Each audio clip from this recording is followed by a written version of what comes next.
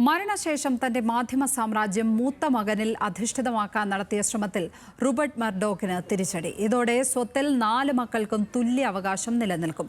കുടുംബ ട്രസ്റ്റിന്റെ തീരുമാനത്തിൽ മാറ്റം വരുത്താൻ റൂപ്പർട്ടും മൂത്ത മകൻ ലാക്ലൻ മർഡോക്കും സത്യസന്ധമല്ലാത്ത നീക്കം നടത്തിയെന്നും റിപ്പോർട്ടുണ്ട്.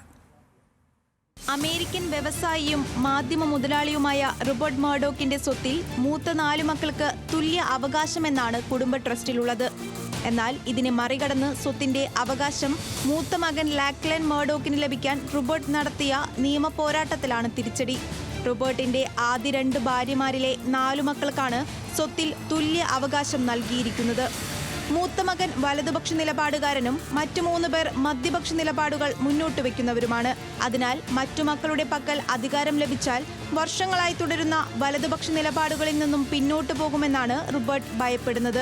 3 പേരും ചേർന്ന് മൂത്ത മകനെ ബോർഡിൽ നിന്നും പുറത്താക്കിയേക്കാമെന്നും അതിനാൽ കുടുംബ ട്രസ്റ്റിലുള്ള ആ പ്രൊവിഷൻ നീക്കം ചെയ്യണമെന്നും ആവശ്യപ്പെട്ടാണ് റൂപ്പർട്ട് കോടതിയെ സമീപിച്ചത്. കൂടാതെ മൂത്ത മകനിൽ പൂർണ്ണ അധികാരം ഉറപ്പാക്കണമെന്നും റൂപ്പർട്ട് ആഗ്രഹിക്കുന്നു. ഇതിനെല്ലാം തിരിച്ചടിയാകുകയാണ് നെവാഡ കമ്മീഷണറുടെ വിധി. റൂപ്പർട്ടും മൂത്ത മകനും സത്യസന്ധമല്ലാത്ത നീക്കം നടത്തിയെന്നാണ് നെവാഡ കമ്മീഷണർ നിരീക്ഷിക്കുന്നത്. മൂത്ത മകനെ എക്സിക്യൂട്ടീവ് സ്ഥാനത്ത് സ്ഥിരപ്പെടുത്താനാണ് റൂപ്പർട്ടിന്റെ ഈ നീക്കമെന്ന് ന്യൂയോർക്ക് ടൈംസ് റിപ്പോർട്ട് ചെയ്തു.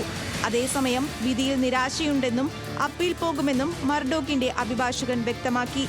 കമ്മീഷണറുടെ തീരുമാനത്തെ മറ്റ് 3 മക്കളും സ്വാഗതം ചെയ്തിട്ടുണ്ട്. ഫോക്സ് കോർപ്പറേഷന്റെയും ഫോക്സ് ന്യൂസിന്റെയും നിലവിലെ തലവനാണ് ലാക്ലൻ മർഡോക്ക്.